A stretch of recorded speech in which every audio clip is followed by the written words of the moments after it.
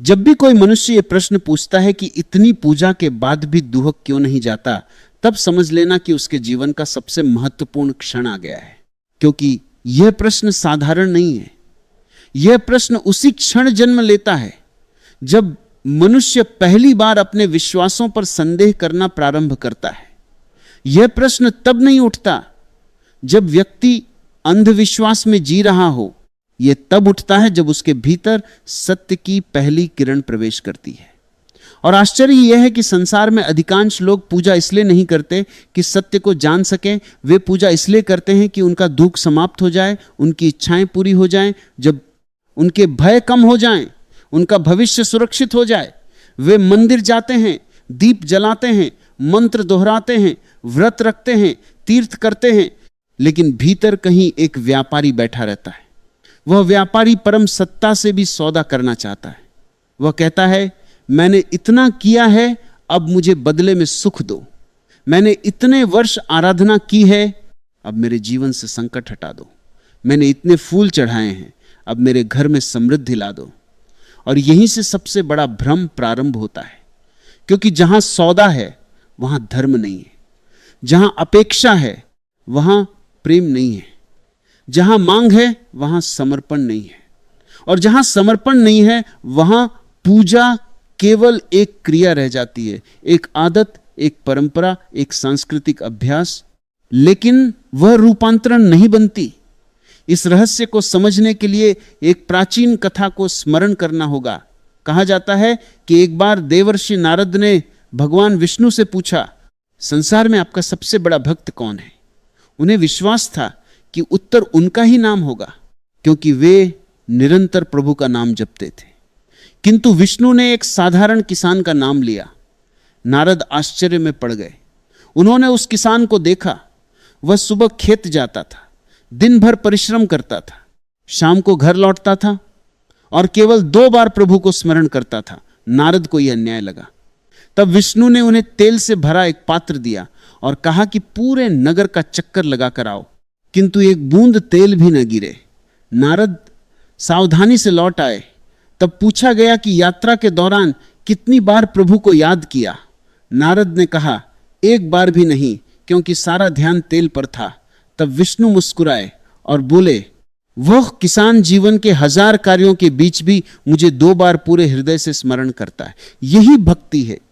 इस कथा का अर्थ केवल इतना नहीं कि किसान महान था। इसका गहरा संकेत यह है कि पूजा की मात्रा नहीं, उसकी गुणवत्ता महत्वपूर्ण है। शब्द नहीं, चेतना महत्वपूर्ण है। क्रिया नहीं, उपस्थिति महत्वपूर्ण है। आज लाखों लोग प्रार्थना करते हैं, लेकिन प्रार्थना के समय भी उनका मन बाजार में घूम रहा होता है।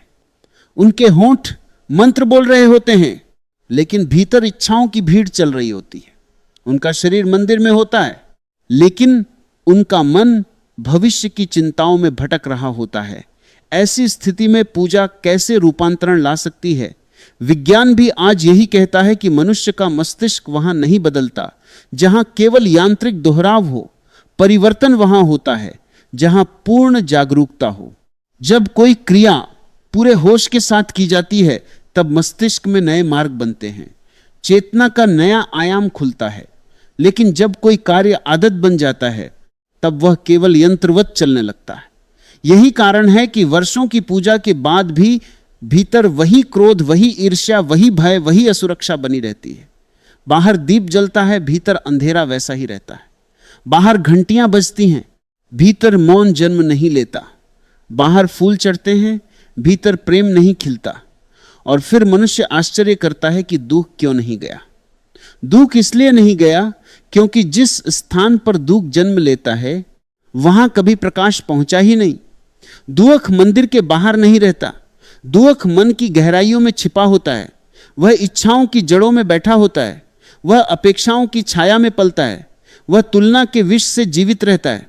और पूजा अक्सर इन जड़ों को छूती ही नहीं। एक और कथा है। एक राजा था जो प्रतिदिन विशाल यज्ञ करता था। उसके राज्य में वैभव था, धन था, प्रतिष्ठा थी, लेकिन उसके भीतर एक अनजाना खालीपन था। उसने ऋषियों से पूछा कि इतने यज्ञों के बाद भी शांति क्यों नहीं मिलती। एक वृद्ध साधु ने उसे एक दर्पण दिया और कहा, इसमें देखो। राजा ने देखा। साधु ने कहा, क्या दिखाई देता है? राजा बोला, मैं दिखाई देता हूं। फिर साधु उसे खिड़की के पास ले गए, बोले, अब इसमें देखो। राजा बोला, अब पूरा संसार दिखाई देता है। साधु ने कहा, दोनों कांच हैं, एक के पीछे चांदी की परत चढ़ी है, इसीलिए केवल तुम दिखाई देते हो, दूसरे में कोई परत नहीं, इसलिए पूरा अस्तित्व दिखाई देता है। यही अहंकार है। जब तक चेतना पर मैं की परत चढ़ी है, तब तक सारी पूजा उसी मैं को मजबूत करेगी। और जब मैं मजबूत होता है, दुख भी मजबूत होता है, क्योंकि अहंकार ही दुख का घर है। यही कारण है कि कभी कभी धार्मिक व्यक्ति अधार्मिक व्यक्ति से अधिक दुखी दिखाई देता है। उसने अपने अहंकार को धर्म का वस्त्र पहना दिया है। अब उसे लगता है कि वह विशेष है, चुना हुआ है, पुण्यवान है। और जहां विशेष होने का भाव आया, वहां विभाजन आया। जहां विभाजन आया, वहां संघर्ष आया। जहां संघर्ष आया, वहां दुख निश्चित है। बुद्ध के समय की एक घटना है। एक व्यक्ति प्रतिदिन मंदिर जाता था और घंटों पूजा करता था, फिर भी वह क्रोधित रहता था। उसने बुद्ध से पूछा, मैं क्या करूं? बुद्ध उसे नदी के किनारे ले गए। पानी में चंद्रमा का प्रतिबिंब दिखाई दे रहा था। बुद्ध ने एक पत्थर फेंका, लहरें उठी और प्रतिबिंब टूट गया। फिर कुछ देर बाद जल शांत हुआ और चंद्रमा फिर स्पष्ट दिखाई देने लगा। बुद्ध ने कहा, चंद्रमा कभी टूटा ही नहीं था, केवल जल अशांत था। तुम्हारा दुख भी ऐसा ही है। आत्मा में कोई अशांति नहीं, चेतना में कोई पीड़ा नहीं, केवल मन की सतह पर लहरें उठ रही हैं। तुम लहरों को बदलने की कोशिश कर रहे हो, जबकि आवश्यकता जल को समझने की है। यही वह बिंदु है जहां वास्तविक आध्यात्मिक यात्रा प्रारंभ होती है। जब मनुष्य दुख से भागना बंद करता है और उसे समझना प्रारंभ करता है, क्योंकि दुख शत्रु नहीं है, दुख एक संदेशवाहक है। वह बता रहा है कि कहीं कोई असंतुलन है, कहीं कोई अज्ञान है, कहीं कोई पकड़ है, कहीं कोई भ्रम है। और जब तक उस संदेश को नहीं समझा जाएगा, तब तक पूजा केवल एक अस्थाई सांत्वना बनी रहेगी। उपनिषदों में कहा गया है कि मनुष्य वही बन जाता है जिसे वह लगातार सोचता है। यदि कोई निरंतर भय में जी रहा है, तो उसकी पूजा भी भय से भरी होगी। यदि कोई लालच में जी रहा है, तो उसकी प्रार्थना भी लालच से भरी होगी। यदि कोई प्रेम में जी रहा है, तो उसका मौन भी प्रार्थना बन जाएगा। इसलिए प्रश्न यह नहीं है कि पूजा कितनी की, प्रश्न यह है कि पूजा करने वाला कौन है, भीतर की गुणवत्ता क्या है, चेतना की अवस्था क्या है। यदि मन अंधकार में है, तो पूजा भी अंधकार का विस्तार बन सकती है। और यदि मन जागरूक है, तो एक साधारण श्वास भी ध्यान बन सकती है। यही वह रहस्य है जिसे प्राचीन ऋषियों ने बार बार कहा, लेकिन मनुष्य ने सुनकर भी नहीं सुना, क्योंकि मनुष्य आसान उपाय चाहता है। वह परिवर्तन नहीं चाहता, परिणाम चाहता है। वह जागरण नहीं चाहता, सुविधा चाहता है। वह सत्य नहीं चाहता, सुरक्षा चाहता है। और जब तक यह स्थिति बनी रहेगी, तब तक पूजा के बाद भी दुख बना रहेगा, क्योंकि दुख का कारण बाहर नहीं, भीतर है। दुख का कारण परिस्थिति नहीं, दृष्टि है। दुख का कारण संसार नहीं, उससे चिपका हुआ मन है।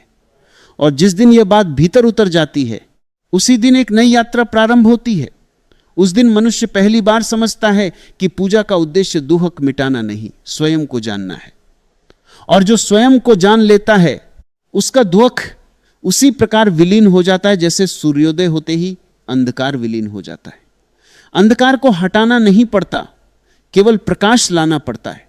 और यही प्रकाश जागरूकता है, यही प्रकाश साक्षी भाव है, यही प्रकाश आत्मबोध है। जब यह दीपक भीतर जलता है, तब जीवन की सारी घटनाएं वैसी ही रहती हैं, लेकिन उन्हें देखने वाला बदल जाता है। और जब देखने वाला बदल जाता है, तब दुख का पूरा अर्थ बदल जाता है। तब पीड़ा भी शिक्षक बन जाती है, अकेलापन भी द्वार बन जाता है, मृत्यु भी रहस्य बन जाती है, और जीवन पहली बार एक उत्सव की तरह प्रकट होने लगता है। यहीं से वास्तविक धर्म प्रारंभ होता है।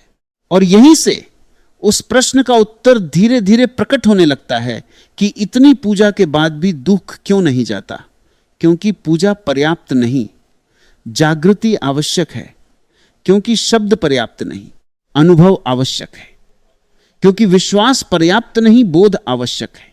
और जब बोध का सूर्य उगता है तब मनुष्य पाता है कि जिसे वह वर्षों से बाहर खोज रहा था वह सदा से उसके भीतर ही प्रतीक्षा कर रहा था। एक बार एक वृद्ध साधक हिमालय की एक गुफा में रहने वाले महात्मा के पास पहुंचा। उसके बाल सफेद हो चुके थे, शरीर झुक गया था, हाथों में माला थी, माथे पर चंदन था और आंखों में वर्षों की साधना का गर्व भी छिपा हुआ था। उसने महात्मा से कहा, मैंने जीवन के 40 वर्ष पूजा में लगा दिए, हजारों मंत्र जपे, अनेक तीर्थ किए, अनगिनत व्रत रखे, फिर भी भीतर शांति नहीं है।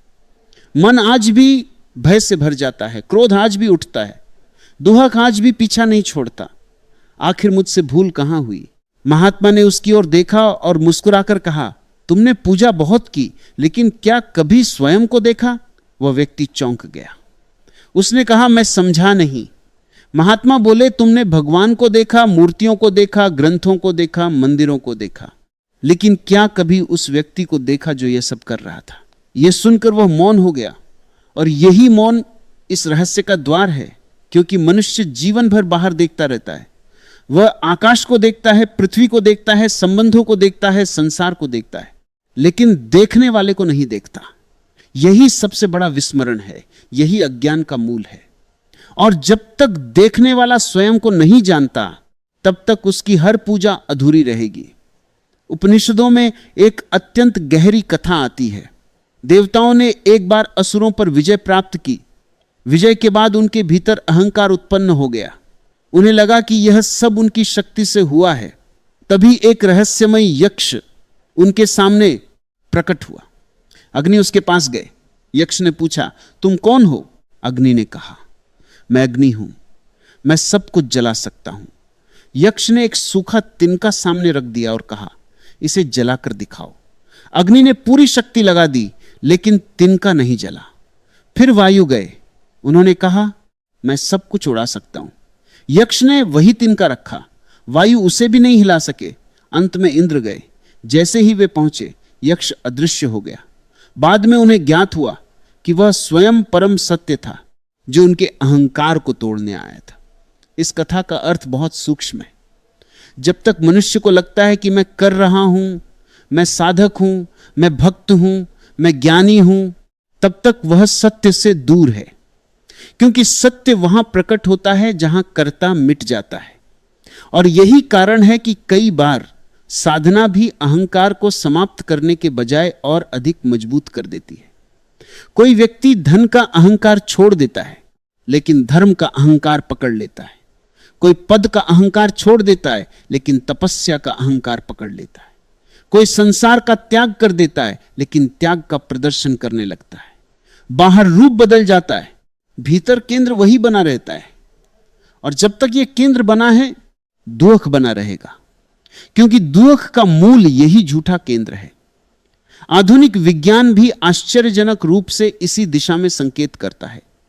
मस्तिष्क के अध्ययन में यह पाया गया है कि मनुष्य का मन निरंतर एक काल्पनिक पहचान का निर्माण करता रहता है। स्मृतियां, इच्छाएं, अनुभव, सफलताएं, असफलताएं सब मिलकर एक कहानी बना देते हैं जिसे हम मैं कहते हैं। लेकिन जब वैज्ञानिक चेतना की गहराइयों का अध्ययन करते हैं तो उन्हें कोई स्थायी मैं नहीं मिलता, केवल अनुभवों का प्रवाह मिलता है। बौद्ध परंपरा हजारों वर्षों से यही कहती आई है कि जिसे तुम अपना स्थायी स्वरूप समझते हो, वह वास्तव में विचारों और स्मृतियों का एक अस्थायी समूह है। और जब कोई इस भ्रम को देख लेता है, तब उसके भीतर एक अद्भुत स्वतंत्रता जन्म लेती है। फिर पूजा मांग नहीं रहती, धन्यवाद बन जाती है। फिर प्रार्थना व्यापार नहीं रहती, प्रेम बन जाती है। फिर जीवन बोझ नहीं रहता, उत्सव बन जाता है। महाभारत में युधिष्ठिर से एक प्रश्न पूछा गया था। पूछा गया कि संसार का सबसे बड़ा आश्चर्य क्या है? उन्होंने उत्तर दिया, हर दिन असंख्य लोग मृत्यु को प्राप्त होते हैं, फिर भी जीवित व्यक्ति सोचता है कि वह नहीं मरेगा। यह उत्तर केवल मृत्यु के बारे में नहीं है, यह मनुष्य की गहरी अचेतनता के बारे में है। हम सब जानते हैं कि जीवन अनिश्चित है, फिर भी ऐसे जीते हैं जैसे सब कुछ स्थायी हो। हम जानते हैं कि शरीर नश्वर है, फिर भी उससे अमरता की आशा रखते हैं। हम जानते हैं कि संबंध बदलते हैं, फिर भी उनमें शाश्वत सुरक्षा खोजते हैं। हम जानते हैं कि धन कभी पूर्ण संतोष नहीं देता, फिर भी उसी के पीछे भागते रहते हैं। यही विरोधाभास दुख को जन्म देता है, क्योंकि जब वास्तविकता एक दिशा में बह रही हो और हमारी अपेक्षाएं दूसरी दिशा में, तब संघर्ष उत्पन्न होता है।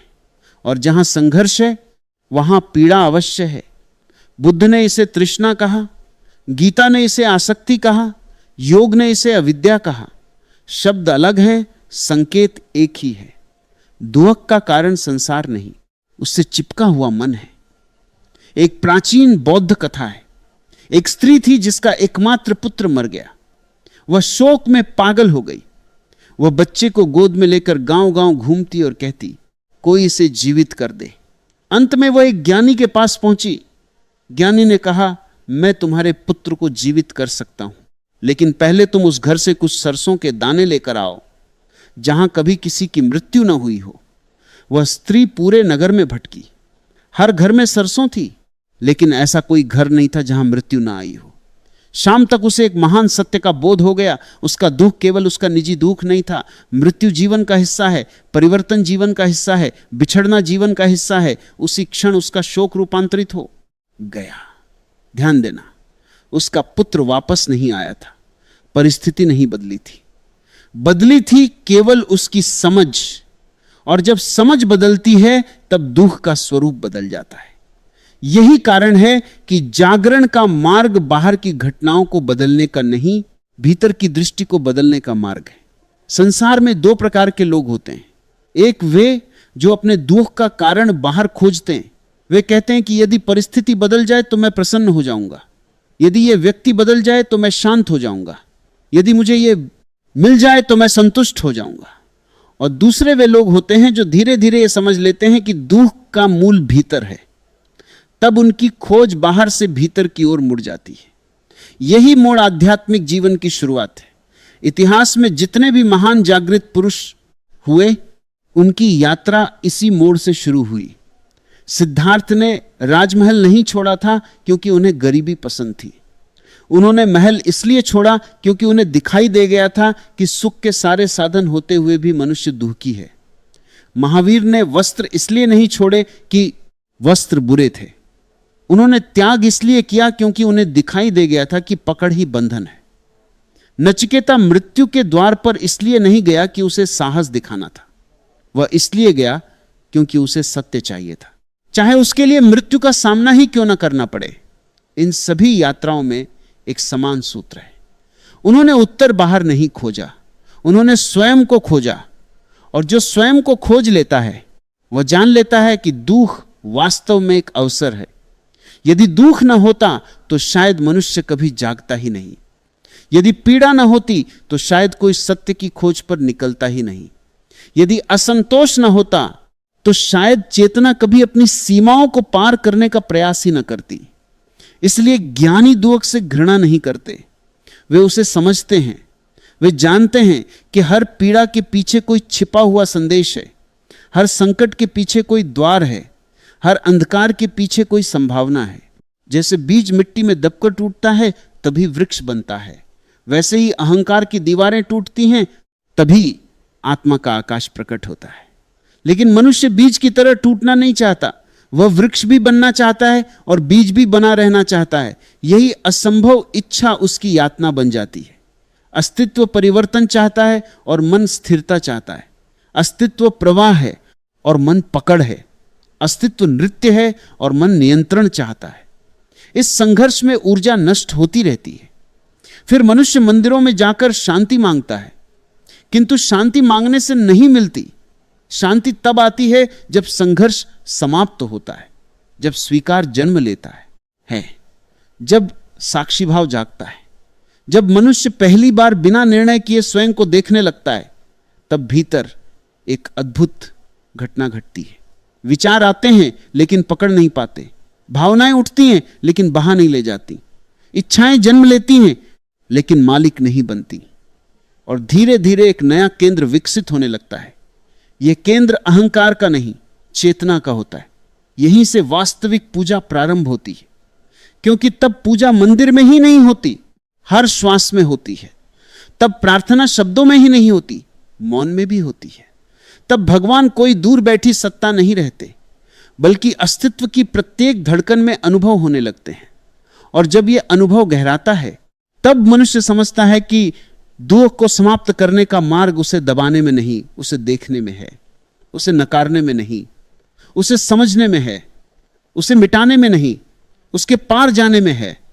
और जो उसके पार चला जाता है वही जानता है कि जिस सत्य की खोज में वह मंदिर मंदिर भटक रहा था, वह सत्य सदैव उसके अपने हृदय के सबसे शांत, सबसे मौन, सबसे जागरूक केंद्र में उपस्थित था। कहा जाता है कि एक बार जनक के दरबार में एक युवा साधक आया। उसकी आंखों में जिज्ञासा थी, मन में अनेक प्रश्न थे और हृदय में मुक्ति की तीव्र आकांक्षा थी। उसने जनक से पूछा, यदि सत्य मेरे भीतर ही है, यदि परम शांति मेरे अपने अस्तित्व का स्वभाव है, तो फिर मैं उसे अनुभव क्यों नहीं कर पाता? क्यों मेरा मन भय, चिंता, क्रोध और दुख से भर जाता है? जनक ने तुरंत कोई उत्तर नहीं दिया। उन्होंने उसे महल की छत पर ले जाकर आकाश की ओर देखने को कहा। रात का समय था, अनंत तारों से भरा हुआ आकाश फैला था।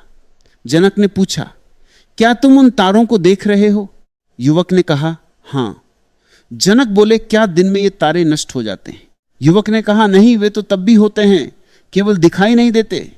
जनक मुस्कुराए और बोले, ठीक वैसे ही तुम्हारे भीतर का सत्य कभी नष्ट नहीं होता, वह सदा उपस्थित है। केवल तुम्हारे विचारों का सूर्य इतना प्रबल है कि उसकी चमक में आत्मा के सूक्ष्म तारे दिखाई नहीं देते। यही वह रहस्य है जिसे समझे बिना मनुष्य जीवन भर भटकता रहता है। वो सोचता है कि उसे कहीं पहुंचना है, कुछ बनना है, कोई विशेष अवस्था प्राप्त करनी है। लेकिन जागृत पुरुषों ने बार बार कहा है कि सत्य कोई उपलब्धि नहीं है। सत्य वह है जो पहले से ही उपस्थित है। उपलब्धि तो केवल अज्ञान के आवरण हटाने की है। जिस प्रकार बादल आकाश को नहीं मिटा सकते, केवल कुछ समय के लिए उसे ढक सकते हैं, उसी प्रकार विचार चेतना को नष्ट नहीं कर सकते, केवल उसे छिपा सकते हैं। और मनुष्य का पूरा दुख इसी भूल से पैदा होता है कि वह बादलों को ही आकाश समझ बैठता है।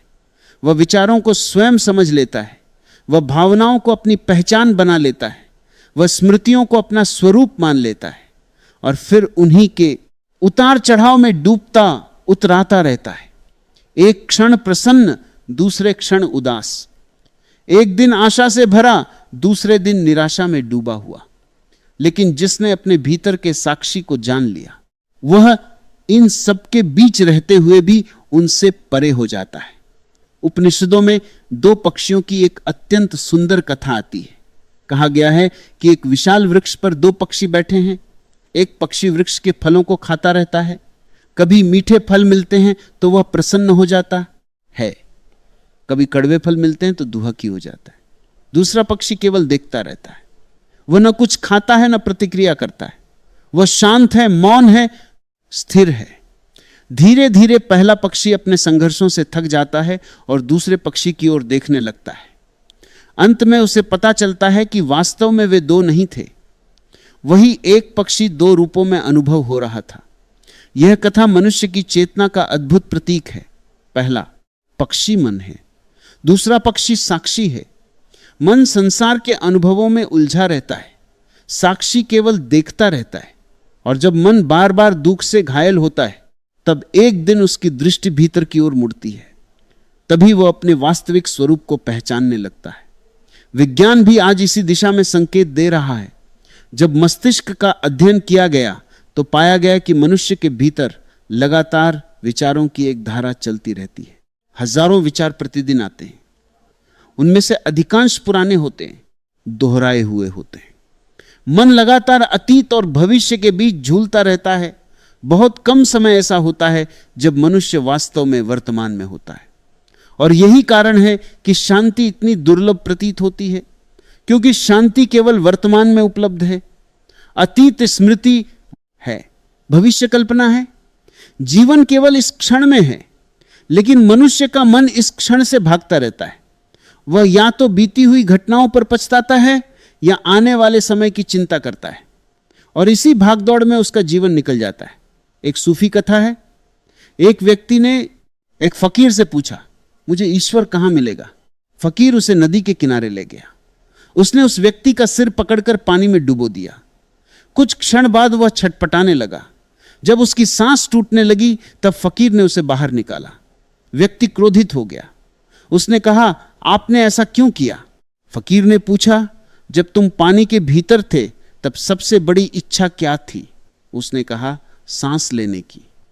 फकीर बोला, जिस दिन सत्य की खोज तुम्हारे भीतर उतनी ही तीव्र हो जाएगी, उसी दिन तुम्हें ईश्वर मिल जाएगा। इस कथा का संकेत बहुत गहरा है। अधिकांश लोग सत्य को केवल एक रुचि की तरह खोजते हैं, आवश्यकता की तरह नहीं। वे थोड़ा धर्म चाहते हैं, थोड़ा संसार चाहते हैं, थोड़ा ध्यान चाहते हैं, थोड़ा अहंकार भी बचाए रखना चाहते हैं, लेकिन सत्य आधा अधूरा नहीं मिलता। सत्य वहां प्रकट होता है जहां खोज संपूर्ण हो जाती है, जहां मनुष्य अपनी पूरी ऊर्जा के साथ भीतर उतरता है, जहां उसका प्रश्न केवल बौद्धिक नहीं रहता, अस्तित्वगत बन जाता है। यही कारण है कि प्राचीन काल में साधना को अग्नि कहा गया, क्योंकि उसमें पुराना जलता है, झूठी पहचानें जलती हैं, भ्रम जलते हैं, अहंकार जलता है, और जो बचता है वही शुद्ध चेतना है।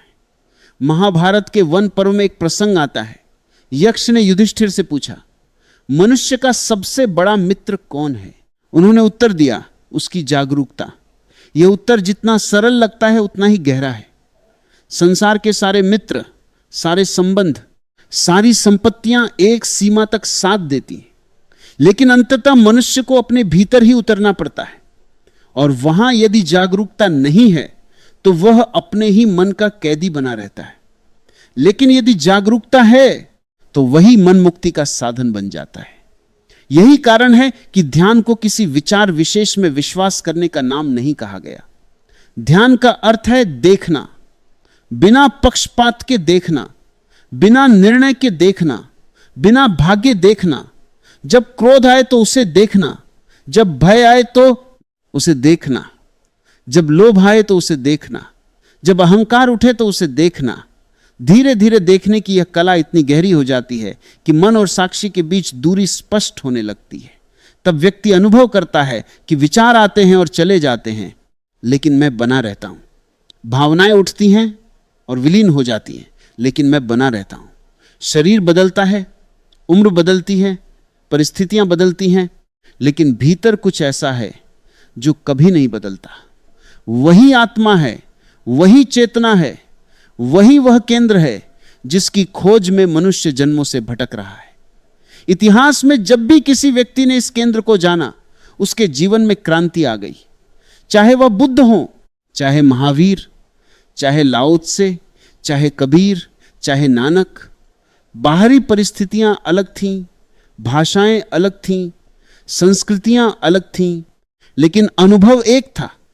उन्होंने अपने भीतर उस मौन को खोज लिया था जो समय से परे है, उस शांति को खोज लिया था जो परिस्थितियों पर निर्भर नहीं है, उस आनंद को खोज लिया था जो किसी वस्तु से प्राप्त नहीं होता।